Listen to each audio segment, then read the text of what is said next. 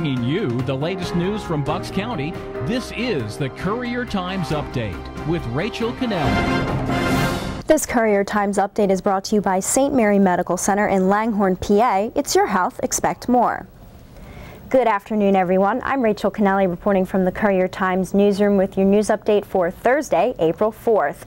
Bucks County Community College officials are investigating after a 23-year-old man was severely injured Wednesday afternoon when he fell 200 feet from a cliff behind the Newtown Township campus. Marine crews rescued the unidentified man, who's a student at the school, and airlifted him to Einstein Medical Center. He suffered many broken bones and head trauma. We responded to Bucks County Community College for a fall victim. Upon our arrival, the engine company determined that the person had fell about 200 feet behind Founders Hall. We used a Marine unit to transport him out, and he was airlifted to Einstein Medical Center, Philadelphia. Signs are posted in the area where the man fell, describing the terrain as dangerous. Reporter Joe Chevalier and photographer Stephanie Vito have the full story at buckscountycouriertimes.com.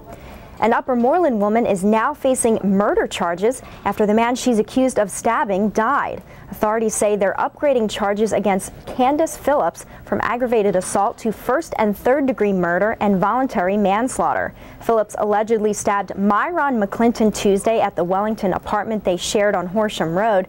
McClinton died of complications from sharp force injuries, according to an autopsy Wednesday. The death has been ruled a homicide. Reporter Margaret Gibbons has more details in a story on our website. A mother of 8 from central Pennsylvania is suing the National Shrine of Our Lady of Czestochowa in New Britain Township and the Archdiocese of Philadelphia, claiming that a priest at the shrine sexually assaulted her. The woman and her husband allege the Bucks County District Attorney's Office didn't thoroughly investigate the matter, and the accused priest fled to Poland. She has no other recourse in order to find justice other than to file this lawsuit for all the suffering that she and her family, her husband have 8 children, have gone through. She was a trusting, devout Catholic mother with 8 children who was lured to Our Lady of Czestochowa for counseling. She was specifically invited to come by herself. She spent 3 days at the shrine for personal counseling, and what happened is that she was sexually assaulted. District Attorney Dave Heckler says the priest was questioned and there wasn't enough evidence to warrant an arrest. The woman and her husband are seeking damages in excess of $50,000, and they're also asking that the priest be extradited from Poland, arrested, and imprisoned. Reporter Lori Mason Schrader and photographer Art Gentile have the full report online.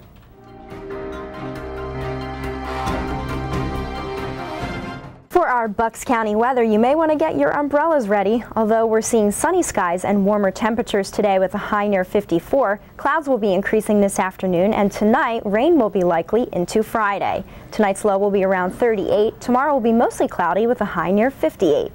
When we come back, we'd like to introduce you to our brand new video reporter, Alex Finney. We'll find out a little bit more about her, what she's done so far, and what role she'll play here. Emergencies can be frightening. But now, there's a whole new way to treat them. Fast. St. Mary's Emergency Department is designed to treat in minutes, not hours. Immediate assessment. Smarter, faster flow. Care that comes to you. Experts in heart, stroke, trauma, orthopedics, and pediatrics. The speed emergencies need. St. Mary Medical Center. It's your health. Expect more. Visit stmaryhealthcare.org. All week, we've been introducing you to brand new weekly video series that you can find at buckscountycouriertimes.com. And today, we'd like you to meet one of our newest additions to the video team staff, Alex Finney. Alex comes to us from Fox News in New York. Alex, thanks for stopping by. So tell us a little bit more about yourself. Well, I'm originally from Miami, Florida, and I went to St. John's University in New York, where I was a TV and film production major. Learned a lot. I love everything about TV news, from behind the scenes to in front of the camera. And I actually got my start at Fox News in New York, where I worked on the assignment desk and had the opportunity to pick reporters' brains. And then now I'm here, where I'm actually doing on air. So it's been a great experience, and I'm just so happy to be here. Well, and we're happy to have you. So tell us what you've been working on and what you're going to share with us today. I've been working on a few projects here. All of them have been fascinating, but one that really sticks out in my mind is the Shroud of Turin. It was an amazing, amazing story that I did. It was on display at St. Mary Catholic Church here in Bristol, and I have the whole story online. But I learned a lot. There's a lot of history there, so I think it's really great. So if anyone wants to check it out, go online and you'll see it. And that's still on display throughout this week. Yes. And so tell us what you were doing yesterday and what we're going to talk about today. Yes, well, yesterday I went to the Delaware Valley Science Fair, and there were kids from all over, from New Jersey, Delaware, Pennsylvania. Over 1,000 students had their projects on display, and when I was interviewing the kids, you could really tell how passionate they were about their work. They put so much time and energy into getting these projects together for the judges. So, they were all winners just to even make it that far. But one thing is I actually had the opportunity to interview a girl who's from Bucks County, and she actually won the competition last year and went internationally to compete against 70 foreign countries. So, that was a great experience. I learned a lot from her. She was, I think her project had something to do with Lyme disease, and I'll have that full story. Great, a local winner for us. So let's check out some of those highlights right now. My project is looking at plants. It's at the botany section, and I'm specifically looking at how the compound hydrogen peroxide affects their growth rate. Love the science fair. There's just nothing like it in the whole world, and it has opened up so many doors that I never even knew existed, and it's just absolutely amazing, and I love it. And just the opportunities to be here, to meet other scientists, and it's wonderful.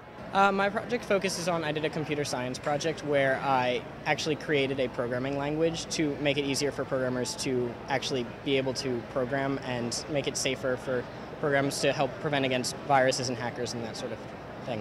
Everyone in this room is amazing, and everyone did so much work and they put so much effort into it, so I'm just happy to be here. It's a really cool experience being around all these scientific minds and intellectuals and just presenting what I've been working on for so long. We'll have that full report, including the winners, online. If you know of an event or story you'd like Alex to cover, you can email her at afinney@phillyburbs.com. In sports, our very own Kevin Cooney is reporting from Atlanta this week, where he's covering the Phillies for us.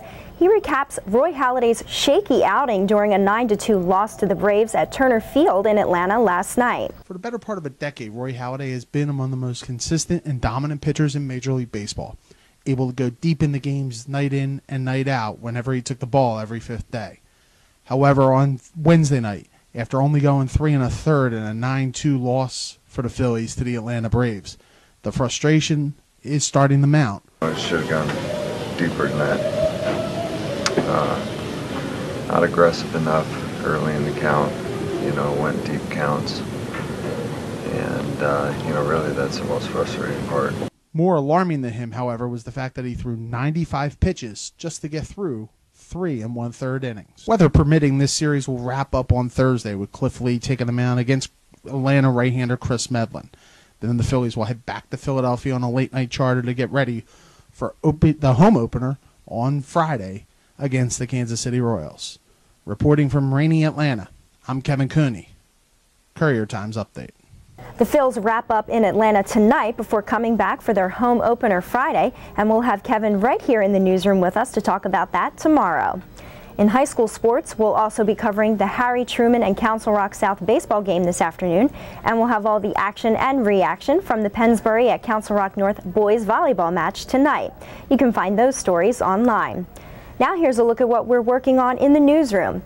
A Bristol man is scheduled to be sentenced for allegedly attempting to kidnap 2 young girls and stalking another. Reporter Lori Mason-Schrader will be in court covering. AAA is reporting that the number of teen fatal accidents is down, but the numbers for seniors and motorcycle riders are up. Reporter Joe Chevalier will tell us more about that. And finally, Bristol and Burlington are partnering to show off their restaurants as an effort to revitalize their business districts. Reporter Hema Duarte will have all the details. You can find all of these stories and the latest local news at BucksCountyCourierTimes.com. I'm Rachel Kennelly. Thanks for watching and have a great day.